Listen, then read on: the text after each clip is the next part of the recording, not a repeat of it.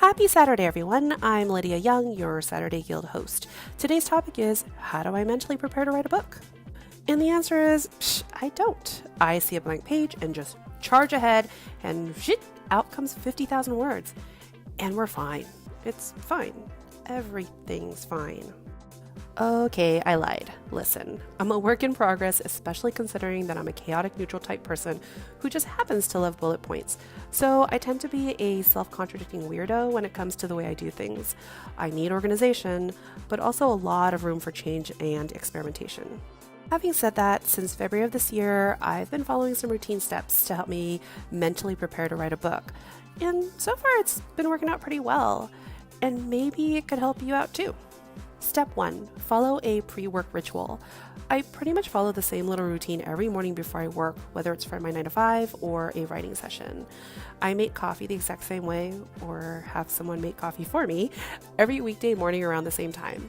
After lunch, I try to take a 30-minute walk and then usually brew Earl Grey or green tea before settling back into work. This helps my brain to have a Pavlovian response to the ritual, which is coffee or tea plus desk equals work. Step 2. Commit myself to working and not having distractions. I know this seems obvious, but we all get distracted. I just happen to get distracted very easily by shiny things, so creating focus is key. Before I settle in to do any chunk of work, whether it's for 30 minutes or 4 hours, I set up my workspace in order to minimize distraction. So this entails really simple things like lighting my candle, opening my blinds to let the sun in, making sure my coffee is still hot. I think one of the most important things for people like me who work from home is to make sure that I don't have a reason to keep going back into the kitchen, so I will have a big thermos full of water and some snacks handy. And these simple preparations aren't restricted to just morning. If need be, I prep my space multiple times throughout the day to settle in for the next chunk of work time. Step 3. Limit brainstorm time. At the core of every author is a love of storytelling, and our brains could be going a million miles a minute with story ideas. I've been guilty of getting so caught up in the storm of brainstorming that I don't get to the actual writing. So when I settle in to do some brainstorming, number 1, I keep the medium separate from my writing. So I use Google Keep to brainstorm and Microsoft Word to do the actual writing. That way I can have mental separation between the two, which makes it less tempting to brainstorm when I'm in Word. And 2, I set an alarm to have an audible end to my brainstorm session. Do I always succeed? But considering I'm a recovering, compulsive, undisciplined brainstormer, A for effort. Step 4, outline loosely. I used to be a pure pantser, but realized that didn't quite work for my personality type. I need some order and structure and direction, even as I need room to breathe and be random. So this year, I am doing a combo of both.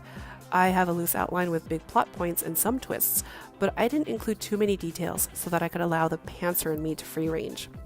This also gives my characters room to do their own thing because, let's face it, our characters have some mighty strong opinions and they'll knock us upside our heads to get their way. They're pretty mercenary like that. And to be honest, their acts of mutiny usually take the story in the most interesting directions. Step 5. Get into the mindset of write badly, don't edit. Seasoned authors tell us over and over again our first draft should resemble poop. Every time I got the memo before, I would set it on fire. Until I realized I've been working on my urban fantasy series for 10 plus years, among other books, and a lot of that had to do with constant editing and fiddling and perfecting my story. It's kind of a madness. You're just spinning your wheels in the same place expecting to get somewhere, but you never do. So this year, I've committed to just writing the first draft and to let bad writing happen. No editing until I am done with the draft. And then all the editing, forever. And those are some of the steps that have been working for me this year. They allow me to have a good set routine that also has room for freedom, which every creative needs to thrive. Now, if you have other methods that you swear by, please drop them in the comments below. I'm always open to adopting new methods. Before I go, I wanted to give some quick shout outs to my fellow guild members.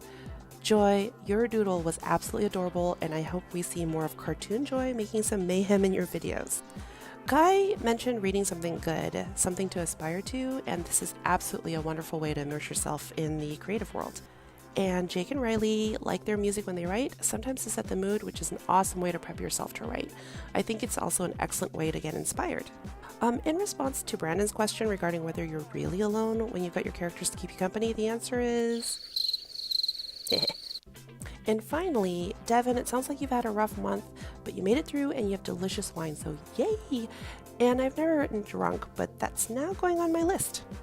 Okay, folks, so we're going to loop back around to Miss Joy tomorrow to talk about our works in progress. As always, thank you for joining the guild, and until next Saturday, bye-bye!